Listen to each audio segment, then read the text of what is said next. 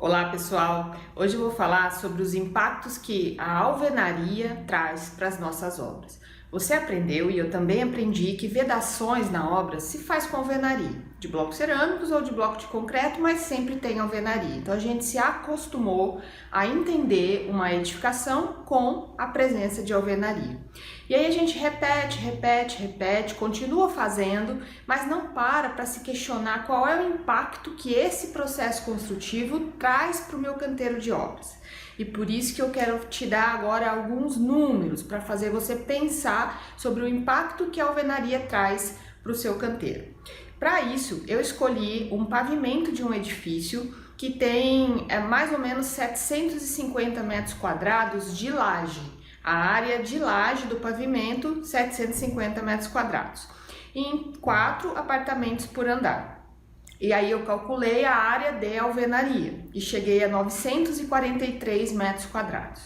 Para isso, eu fui lá na TCPO, busquei uma composição de custo de uma alvenaria utilizando um bloco cerâmico do tipo 14 centímetros por 19 por 39, que é um bloco cerâmico bastante comum, bastante usual, pelo menos aqui na região da minha cidade, em Londrina, no Paraná.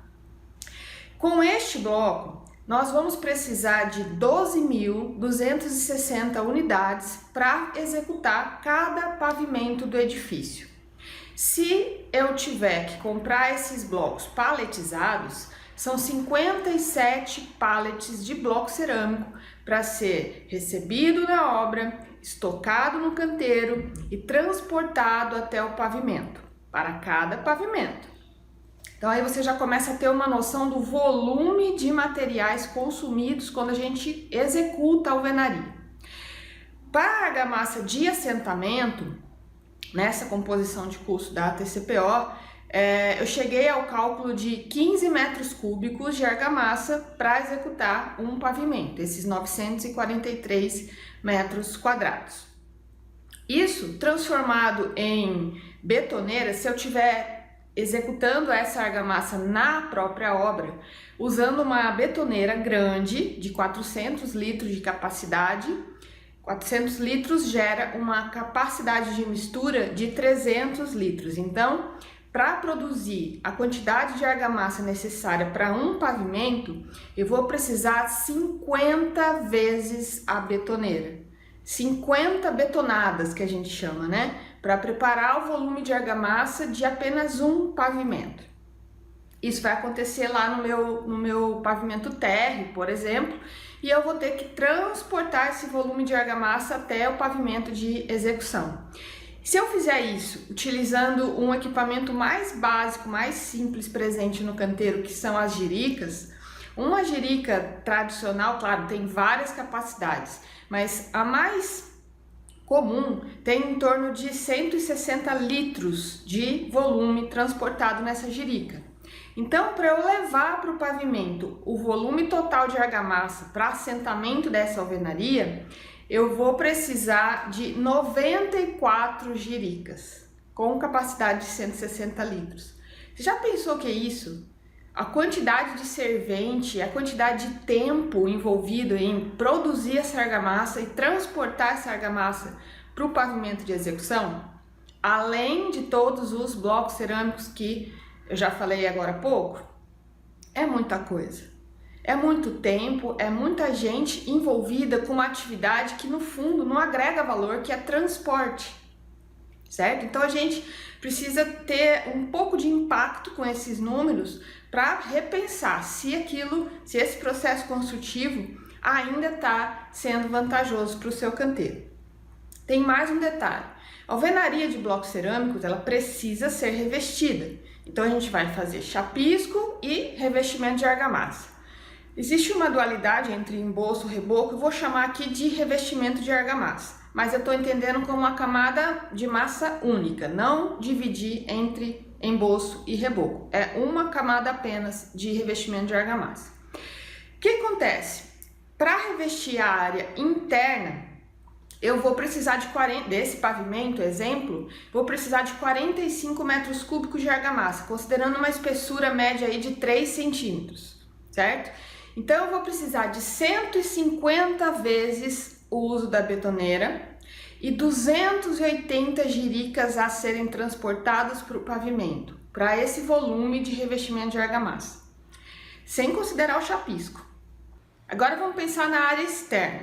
Esse pavimento de 943 metros quadrados de parede tem uma área de fachada de 340 metros quadrados. E, de novo, considerando mais ou menos 3 centímetros de espessura, eu vou precisar de 10 metros cúbicos de argamassa, que se traduz em 33 vezes o uso da betoneira e 63 jiricas de transporte. Soma tudo isso, pensa no assentamento, no revestimento interno e revestimento externo. É um absurdo de quantidade de material recebido, transportado, estocado, manuseado na sua obra. O tempo consumido, o tempo de transporte vertical, que nos edifícios é sempre um gargalo. Imagina transportar essa quantidade de jirica de argamassa que eu falei, disputando o seu elevador cremalheira com as demais atividades que estão acontecendo lá na sua obra. E, além disso, a gente, na hora de fazer o revestimento, tem que obedecer a NBR 7200. E aí, o que vai acontecer? A sua alvenaria, o assentamento da alvenaria, tem que ter 14 dias de execução para que ela possa receber o chapisco. 14 dias após eu fazer a execução da alvenaria é que eu posso chapiscar. Aí eu tenho que esperar mais 3 dias para conseguir fazer o revestimento de argamassa, para poder fazer o revestimento de argamassa. E depois do revestimento de argamassa concluído, eu devo esperar 21 dias para aplicar qualquer outro acabamento em cima desse revestimento. Azulejo, pintura, papel de parede, qualquer outro acabamento decorativo em cima desse revestimento de argamassa precisa desse tempo técnico de cura de 21 dias. Agora junta todas essas informações de quantidade de material, de excesso de transporte, de volumes consumidos na sua obra e mais esses tempos técnicos exigidos por conta da alvenaria e do revestimento de argamassa. Talvez seja a hora da gente repensar um pouco se vamos continuar adotando a alvenaria nas nossas obras, principalmente se são obras de caráter repetitivo, como são os edifícios que eu estou tomando aqui como exemplo. Caso você pense que sim, a alvenaria ainda é uma realidade brasileira e ela vai continuar por um bom tempo, então use esse vídeo para entender o seguinte: desse jeito, com esse volume de consumo, com esse volume de transporte, você precisa planejar.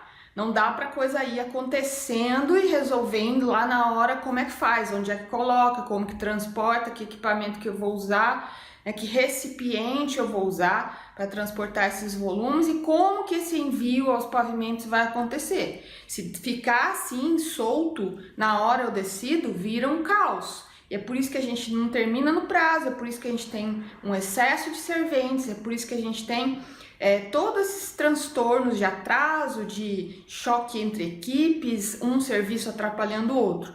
Porque precisa, sendo assim, com esse volume de material e com esse tempo requerido, alguém tem que organizar isso, principalmente em relação aos transportes. Então, para de fazer as coisas no piloto automático, coloca os números da sua obra com clareza para que você consiga organizar essa dinâmica de canteiro, onde as coisas vão ficar, como elas vão ser manuseadas, como elas vão ser transportadas. Você pode comprar uma argamassa industrializada? Pode. Você pode usar jiricas de maior capacidade, caixas de maior capacidade, o que for. O que importa é você planejar. Aí talvez a alvenaria fique menos impactante, seja menos pior para o efeito de prazo e custo da sua obra, certo? Então vamos colocar esses números aí no papel para que você consiga organizar e como o seu canteiro vai funcionar. Obrigado por me ouvir e até a próxima!